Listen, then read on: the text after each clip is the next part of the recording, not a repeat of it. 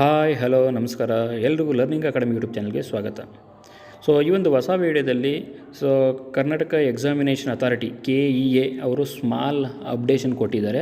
ಆ ಒಂದು ಅಪ್ಡೇಷನ್ ಬಗ್ಗೆ ನಿಮಗೆ ತಿಳಿಸ್ಕೊಡ್ತಾ ಹೋಗ್ತೀನಿ. ಯಾರಾದರೂ ಹೊಸದಾಗಿ ನನ್ನ ಯೂಟ್ಯೂಬ್ ಚಾನಲ್ ನೋಡ್ತಾ ಇರೋ ಚಾನಲ್ ಲೈಕ್ ಮಾಡಿ, ಶೇರ್ ಮಾಡಿ ಮತ್ತು ಸಬ್ಸ್ಕ್ರೈಬ್ ಮಾಡಿ. ಮಕ್ಕಳ ಎಲ್ರಿಗೂ ಗೊತ್ತಿರೋ ರೀತಿ ನಿಮಗೆ ಈ ತಿಂಗಳು 20ನೇ ತಾರೀಕು ಎಕ್ಸಾಮ್ ಎಂಡ್ ಆಗ್ತಾಯಿದೆ. ಎಲ್ಲರೂ ಆ ಎಕ್ಸಾಮ್ ಬ್ಯುಸಿಲಿದ್ದೀರಾ. ಈ ಮಧ್ಯೆ ಕರ್ನಾಟಕ ಎಕ್ಸಾಮಿನೇಷನ್ ಅಥಾರಿಟಿ KEA ಅವರು ಒಂದು ಸ್ಮಾಲ್ ಅಪ್ಡೇಷನ್ ಕೊಟ್ಟಿದ್ದಾರೆ.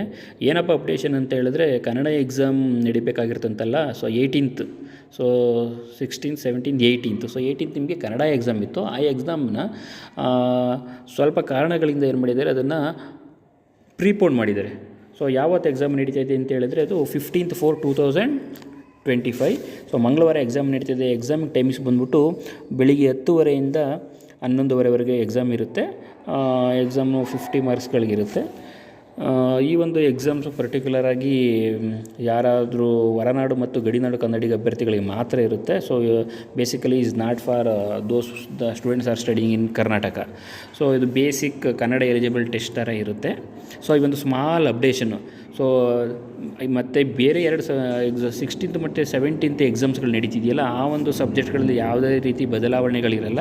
ಅದು ಯಾವ ರೀತಿ ಯಾವತ್ತು ಎಕ್ಸಾಮ್ಗಳು ಕೊಟ್ಟಿದ್ದಾರೆ ಅದೇ ರೀತಿ ಮತ್ತು 16th ಮತ್ತು 17th ಎಕ್ಸಾಮ್ ಅದೇ ಟೈಮಿಂಗ್ ಟೇಬಲ್ ನಡೆಯುತ್ತೆ. ಓನ್ಲಿ ಈ ಕನ್ನಡ ಎಕ್ಸಾಮ್ನ 18th ನಡೆಯಬೇಕಾಗಿರುವಂತಹ ಎಕ್ಸಾಮ್ನ ಅವ್ರು ಏನು ಮಾಡಿದ್ದಾರೆ, 15th ಎಕ್ಸಾಮ್ಸ್ಗಳನ್ನ ನಡೆಸ್ತಾ ಇದ್ದಾರೆ. ಇದೊಂದು ಸ್ಮಾಲ್ ಅಪ್ಡೇಷನ್ ಮಕ್ಕಳೇ. ನೆಕ್ಸ್ಟ್ ನನ್ನ ಹೊಸ ವೀಡಿಯೋದಲ್ಲಿ ನಾನು ನಿಮಗೆ ಸಮ್ ಇಂಪಾರ್ಟೆಂಟ್ ಟಿಪ್ಸ್ಗಳನ್ನ ಕೊಡ್ತಾ ಹೋಗ್ತೀನಿ, KCET ಎಕ್ಸಾಮ್ನ ಯಾವ ಥರ ಕ್ರ್ಯಾಕ್ ಮಾಡೋದು ಅಂತ.